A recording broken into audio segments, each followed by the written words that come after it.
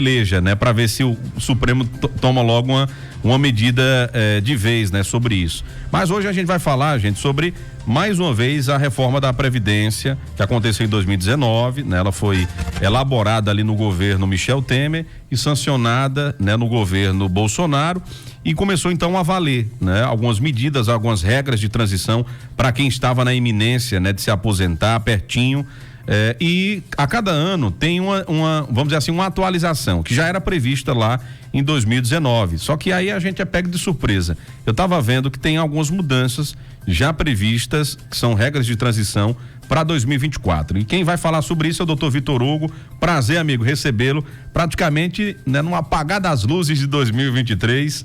Prazer recebê-lo aqui na nossa bancada, viu, doutor Vitor Hugo? Um prazer recebê-lo. Boa tarde, Tony. Boa tarde, meus queridos de Serra Talhada. É uma enorme satisfação estar aqui presente para esclarecer aí a população com relação aos seus direitos, principalmente o que está ligado ao direito previdenciário. Aproveitar o momento, mandar um forte abraço e um beijo carinhoso para minha esposa, Graziele Alves, que é uma sumidade no direito previdenciário também e agora também no direito da saúde. Está aí enveredando por essa nova área. Mas é muito responsável, muito competente no que está fazendo. Bem, e como não podia deixar de ser, vamos fechar o ano, vamos acender as luzes de 2024 falando sobre a questão das regras de transição da reforma da Previdência que aconteceu em 2019. É um tema bastante polêmico, mas que também traz muitas dúvidas aí para a população, principalmente com relação àquelas pessoas que estão para se aposentar ou requerer. Muito bem. Aposentadoria. O que é que muda em relação às regras de transição para quem está se aposentando, doutor Vitor Hugo, a partir de 2024? Mexe com alguma questão de idade ou realmente só a questão de transição? Por exemplo, alguém tá lá pertinho de se aposentar e aí vai ter que pagar um pedágio, vamos dizer assim, para poder chegar, né, naquele patamar para poder receber a cartinha do INSS. A cartinha de amor, a né? cartinha de amor. Quando ela diz que sim, a pessoa chega, fica com os coraçõezinhos assim brilhando nos olhos. É verdade. Mas vamos lá. Vamos falar primeiramente da aposentadoria por idade, que essa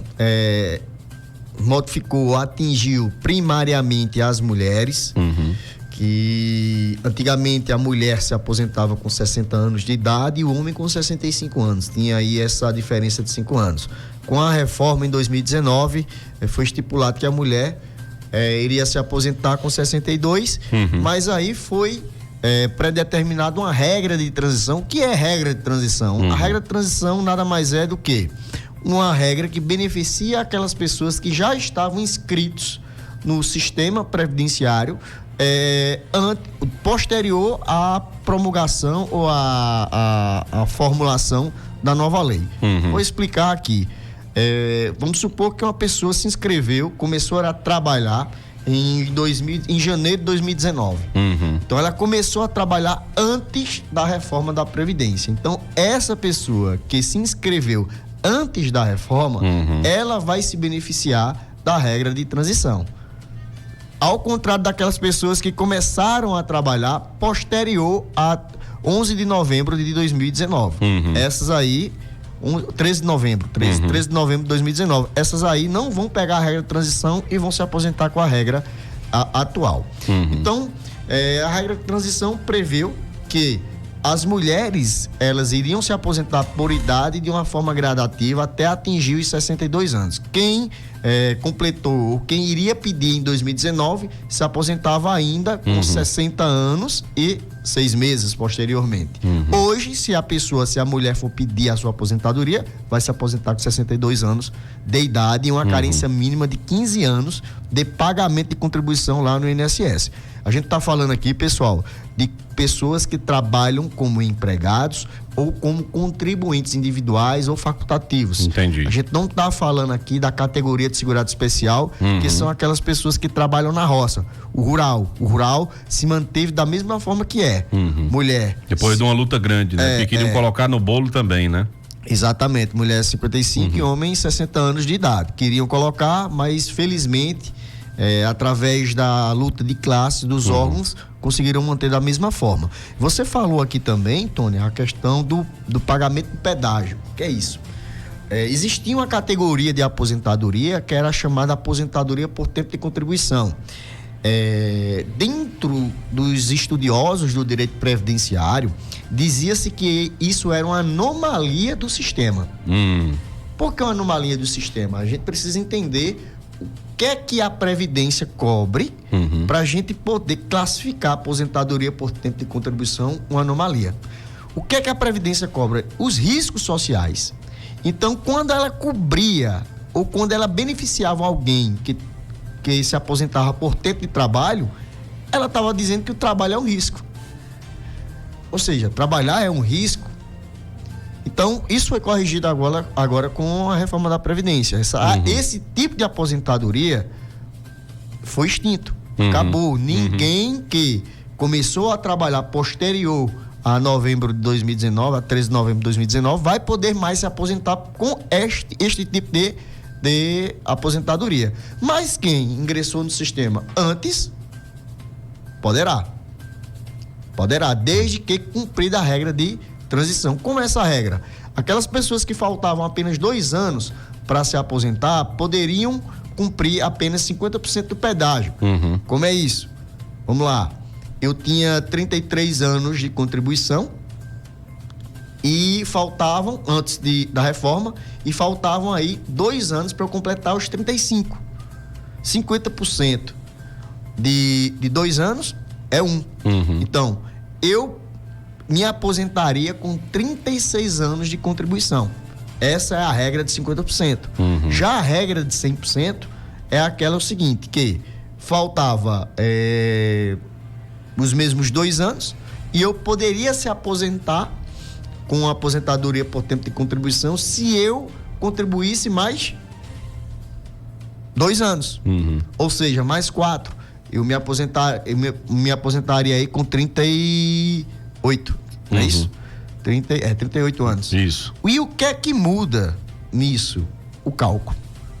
O que muda é o cálculo. E é um cálculo que embaralha a cabeça, viu? Exatamente. Pelo amor de Deus.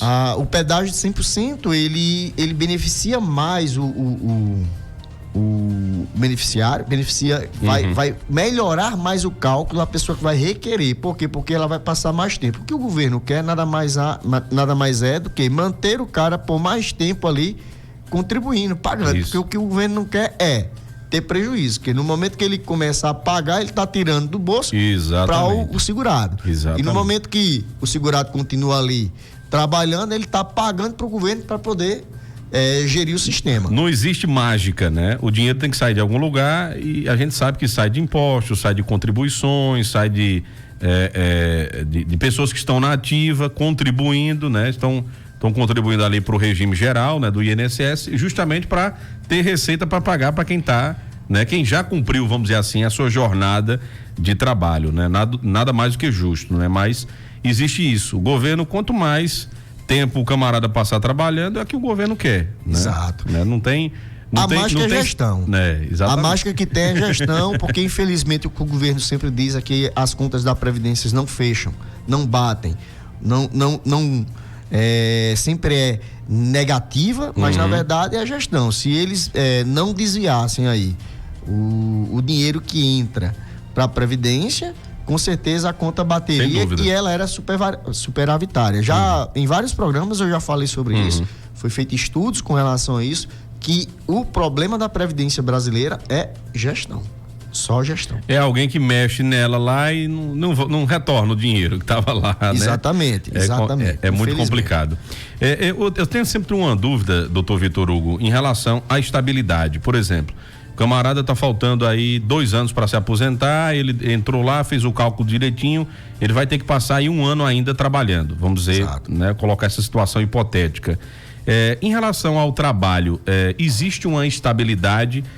Prevê isso também na reforma da Previdência. O camarada que está no pedágio, ou seja, naqueles momentos finais para poder conseguir dar a entrada na aposentadoria, ele tem estabilidade no seu trabalho? Infelizmente não, Tony. Não existe essa estabilidade. Não existe estabilidade legal com relação à permanência no emprego. Eu estou próximo a me aposentar e eu vou ter uma estabilidade aqui porque eu estou próximo a me aposentar. Existem algumas jurisprudências aí que ainda beneficiam alguns segurados com relação a isso, só que isso aí é um entendimento minoritário, Porque, infelizmente, a empresa privada, ela não é instituição pública. Que, sim, o servidor público, ele goza de vários requisitos ali necessários para o exercício de sua função. E um deles é a estabilidade funcional, até para que ele possa tomar a decisão de forma mais coesa e que vise o melhor para a sociedade e não para si. Então, é um dos princípios da administração pública que são inerentes, são dados ao servidor público, ao contrário da iniciativa privada, que não garante ao trabalhador estabilidade nenhuma de permanência quando estiver próximo à sua aposentadoria. Aí, infelizmente, o que é que ele vai ter que fazer? Ao sair, ao ser demitido, ele vai ter que completar a carência ou o tempo mínimo necessário. Vai ter que pagar de forma avulsa, né? Exatamente, para que ele possa pedir aquele benefício e ter ali a sua aposentadoria. Ótimo. Muito bem. Tem um ouvinte fazendo a pergunta, tá dizendo o seguinte: olha, eu queria deixar minha pergunta sobre previdência, né? Eu dei entrada em um benefício de auxílio-doença pelo aplicativo em 7 de outubro. No dia 4 de dezembro me mandaram uma mensagem avisando que a perícia já tinha sido concluída e que agora estava em análise administrativa. E até agora não veio mais nenhuma resposta. Por favor, me explica, né, o que se trata essa análise administrativa e por que demora tanto. Vamos lá voltar como era. Eu vou contar um breve histórico de como é que acontecia a análise do benefício por incapacidade temporária ou permanente, antigamente conhecido como auxílio-doença ou aposentadoria por invalidez. Antigamente, antes da pandemia, a gente era atendido no balcão do INSS. E como era feito? Primeiramente, o cara via se teria os requisitos da qualidade de segurado, que é o quê? É ver se você está protegido pelo seguro do INSS ou se você estaria trabalhando, empregado ali, que ali você não precisava da carência e você ali era encaminhado para uma perícia médica. Na perícia médica, o médico constatava que você teria que se afastar. E no momento que você teria que se afastar, o benefício era concedido de forma imediata. Como era concedido de forma imediata? Isso acontece muito quando os peritos fazem o ato, ele diz para o segurado o seguinte: ó, tua perícia vai ter o resultado dela hoje à noite. Entra lá no aplicativo ou liga para 135 que você já vai saber o resultado dela.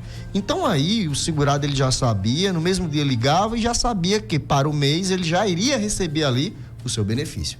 Pandemia veio, afastamento total, paralisação total do órgão, sem contato, tal, foi que aconteceu a criação do aplicativo do INSS. Isso foi um divisor de águas, Tony. Tanto para facilitar, como também para, eu não vou dizer piorar, mas para aprimorar o sistema. Para aprimorar o sistema. O sistema do INSS, ele veio para, eu digo que para trazer para perto. Porque quem é que não tem um celular hoje? Quem é que não tem uma internet hoje? Exatamente. Você pode visitar a zona rural ou os destinos mais complexos, mais distantes, mais com difícil acesso, que, consequentemente, você vai encontrar uma pessoa ali que está com celular. Então, eu digo que esse aplicativo ele veio para integrar e não para afastar. O que vai precisar é de um tempo maior para adequação. Mas, voltando aqui para a questão do auxílio-doença, o que é que acontece? Hoje, você pode fazer o requerimento de qualquer parte do país pelo próprio aplicativo. Só que mudaram as regras. A forma de análise do INSS mudou. Antigamente, você era analisado por um cara do balcão, um cara que tu conhecia. Aí tem o princípio da impessoalidade que foi aplicado agora com esse aplicativo. Ou seja, seu processo é analisado por qualquer servidor de todo o país. Entendi. Então, é feito agora uma perícia indireta, você apresentando um atestado, desde que ele cumpra com os requisitos da portaria. O próprio INSS de imediato já vai garantir o afastamento, mas em contrapartida, o segundo requisito, que era feito antes da perícia, ele é feito posterior pelo servidor. Devido ao acúmulo de perícias e o acúmulo de pedidos existentes dentro do nosso país, está travando. Então, por isso a demora do nosso coleguinha aí, tem uma resposta de um benefício que foi peço em setembro.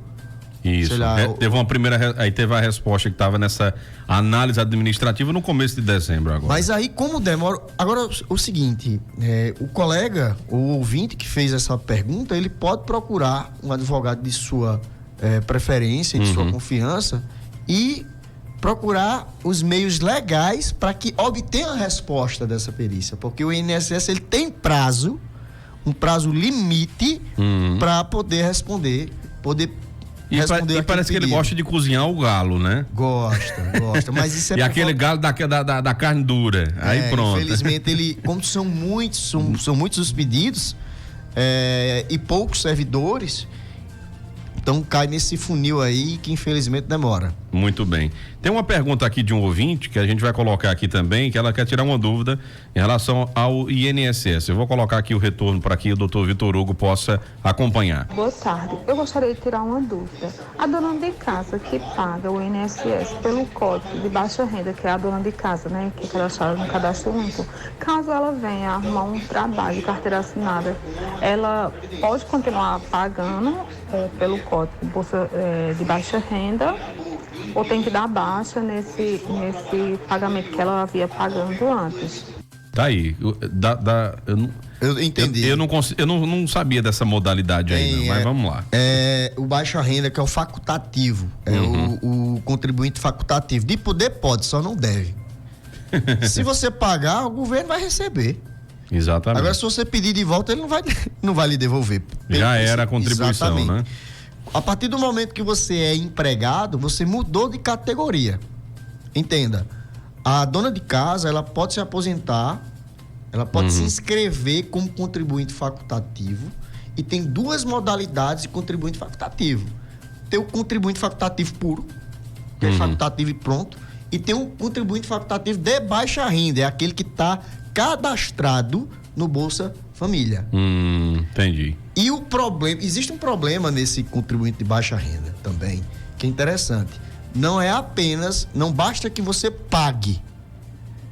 Não basta que você esteja inscrito no baixa renda. Você tem que provar que cumpre com aqueles requisitos para poder ser concedido seu benefício. Então, não é apenas o fato de você pagar que vai lhe garantir o recebimento do benefício que você está solicitando. Você tem que comprovar que você é de baixa renda. Entendi. E não é apenas com o CAD único. Existem algumas situações, pelo menos no judiciário, que é feita uma pesquisa social para saber se aquela pessoa de fato cumpre com o requisito de baixa renda. É bem complicado. É melhor ser facultativo puro. É bem mais simples. Tá vendo bem menos aí? burocrático. Então, essa pessoa, eu recomendo que ela deixe de pagar e, por ela já estar com a carteira assinada, ela passa a categoria de segurado empregado, tendo ali todos os direitos inerentes do segurado da Previdência Social. Muito bem. É interessante, né? Eu acho que a informação, ela é tudo, né? E o intuito que a gente traz aqui, né, advogados, o exemplo do doutor Vitor Hugo, gente, é para a gente poder tirar essas dúvidas. Você vê a quantidade de coisas que, se o camarada for realmente sozinho, né, tentar fazer, sabe aquela história do camarada que vai pegar você, vai dar uma rasteira, vai te enrolar, vai te colocar nas costas e você não vai nem perceber? É o INSS. Esse camarada é o INSS. Ele é um órgão que ele está para justamente isso, para não facilitar a vida das pessoas. Por isso que é importante a gente mostrar aqui para as pessoas, né, doutor Vitor Hugo, os seus direitos, né, o que você pode fazer, né, para adiantar, para cobrar. A exemplo dessa ouvinte que pode, né, aquela que falou da análise administrativa, pode estar cobrando, porque tem prazo, né? Tudo tem prazo, mas o INSS vai deixar apagar das luzes, exatamente, né, para poder dar a resposta, né? Exatamente. Em Maria. Inclusive, pode ficar à vontade. Só lhe interrompendo, tem uma coisa interessante. Ela falando sobre a questão da inscrição. Muitos procuram o INSS para fazer a inscrição do GPS, o chamado carnezinho laranja, que hoje não é mais, você pode, ainda é, mas você pode fazer a inscrição via online. Tem que ter cuidado quando você vai tirar aquele carnezinho laranja. É a guia de GPS, é? É a guia de GPS. Porque tem que ter o código correlacionado a que tipo de segurado você está se enquadrando ali. Se você paga de forma errada, o código errado, você vai ter dor de cabeça para poder se aposentar.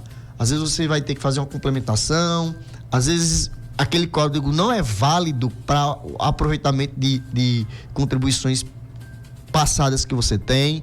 Então aí é recomendável que antes que a pessoa faça a inscrição, o que decida pagar, procure um profissional da sua confiança para que ele possa orientar de uma forma correta, para que a pessoa não caia no conto do vigário. Quando chegar lá, paga isso aqui e de repente tá pagando a mais ou não tá servindo o pagamento. Exatamente.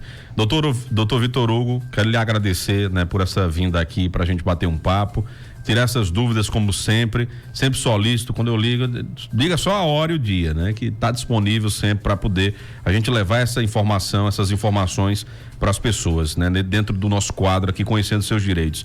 Feliz ano novo para você, né, que Deus possa abençoar você e sua família, né, sua filhinha, enfim, e que o ano que vem a gente vai estar aperreando mais vezes, viu? Tony, eu agradeço demais. Eu gosto muito de vir para cá para poder esclarecer a população com relação eu e o Nil Júnior, né, que aperreia muito você, né? Nil gosta de me chamar também, e eu vou com o maior prazer do mundo, porque eu sei o quão é importante espalhar a informação. Quanto mais informado o cidadão, menos ele vai sofrer na hora dele requerer, pedir, pleitear o seu direito. É verdade. Conhecimento salva. Exatamente. Então, a gente se encontra, como diz, em pé e a ordem para tudo que vocês precisarem, chamar a gente aqui tá junto para poder esclarecer e desejar a toda a população de Serra Talhada e os municípios vizinhos um ótimo ano novo, que esse ano venha primeiramente com saúde. Isso. Porque todo o resto a gente consegue. Assim seja. Basta seguir em frente, acreditar no seu sonho, que o resto a gente consegue. Um abraço forte, certo? Um abraço caloroso para você, a família e para toda a população serra-talhadense. Obrigado, meu irmãozinho. Obrigado mesmo. Doutor Vitor Hugo, mais uma vez, muito obrigado. A parceria de 2023, a gente agradece demais com ele, com a esposa dele também, uma excelente advogada, enfim, né? Então, a todos, né? Mais uma vez. No ano que vem estamos de volta aí, se Deus quiser, né? Aperreando muito, tirando muita dúvida, se Deus quiser. Tamo junto e misturado. Coisa boa. Valeu, doutor Vitor Hugo. Obrigado. Vamos pro intervalo rapidinho, gente. Deixa eu só trazer